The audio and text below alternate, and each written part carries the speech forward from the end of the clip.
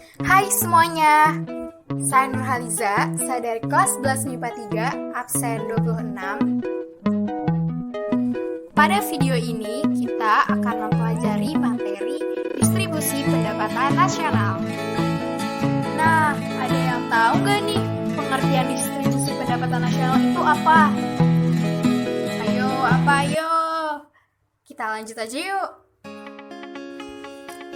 Jadi, distribusi pendapatan nasional adalah upaya pemerintah dalam meratakan jumlah pendapatan masyarakat sehingga dapat mengurangi tingkat ketimpangan yang terjadi di masyarakat. Distribusi pendapatan adalah salah satu langkah pemerintah untuk meratakan kemakmuran masyarakat. Distribusi pendapatan ini dapat dilakukan dengan menciptakan dan meningkatkan pertumbuhan ekonomi, mengurangi tingkat kemiskinan, dan juga jumlah pengangguran.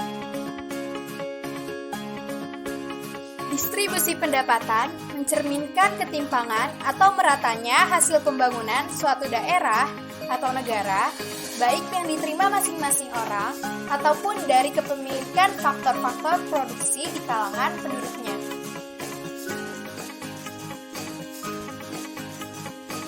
Perhitungan ini akan dapat dilihat porsi pendapatan nasional yang dikuasai oleh beberapa persen dari penduduk.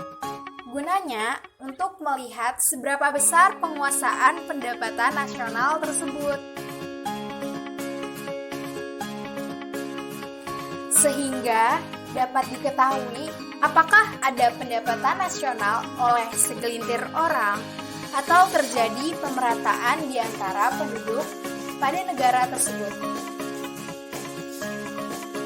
Nah, sekarang kita mempelajari cara menghitung distribusi pendapatan nasional.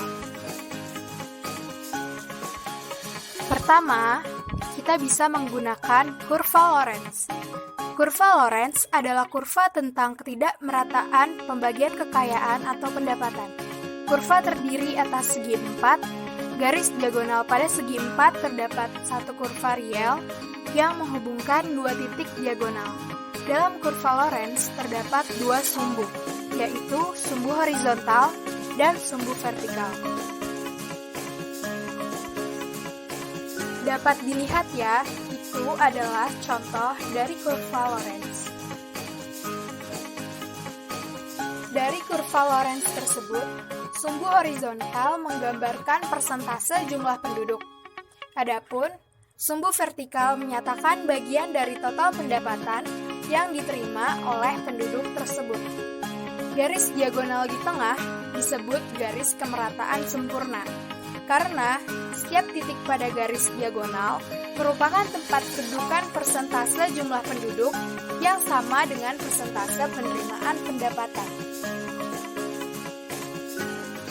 Dari uraian tersebut, dapat disimpulkan bahwa distribusi pendapatan semakin merata jika nilai koefisien Gini mendekati 0. Sebaliknya, suatu distribusi pendapatan dikatakan semakin tidak merata jika nilai koefisien Gini semakin mendekati 1. Pada gambar kurva sebelah kanan menunjukkan distribusi pendapatan nasional yang relatif merata, sedangkan sebelah kiri menunjukkan kurva distribusi pendapatan nasional yang relatif tidak merata.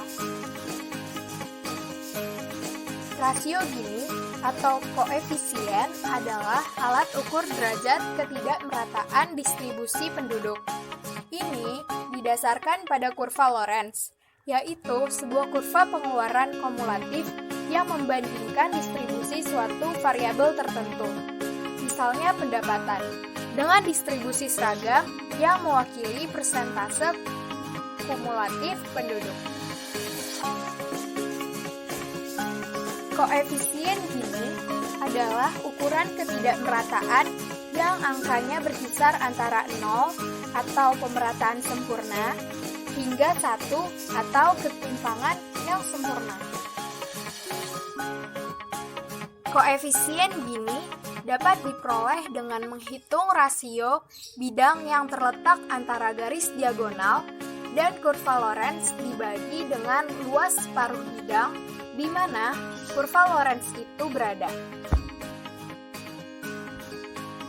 Ini adalah contoh kurva koefisien Gini. Selanjutnya adalah kriteria yang digunakan oleh World Bank. Pertama, yaitu kelompok 40% termiskin dengan pendapatan lebih kecil dari 12%, maka negara tersebut bersangkutan dengan distribusi pendapatan ketimpangan yang tinggi. Kedua, kelompok 40% termiskin dengan pendapatan 12% hingga 17%, maka negara tersebut bersangkutan dengan distribusi pendapatan ketimpangan yang sedang. Ketiga, kelompok 40% termiskin dengan pendapatan lebih besar dari 17%, maka negara tersebut bersangkutan dengan distribusi pendapatan ketimpangan yang rendah. Keempat, angka GNP atau pendapatan nasional adalah hasil pendapatan kegiatan ekonomi seluruh masyarakat selama setahun. Akan tetapi, GNP kurang sempurna untuk dijadikan tolak ukur tingkat kemakmuran. Kelima, atau yang terakhir, keberhasilan pembangunan tidak hanya diukur dengan laju GNP dan pendapatan per kapita, tapi juga pembagian pendapatan di masyarakat. Segitu dulu ya videonya. Terima kasih.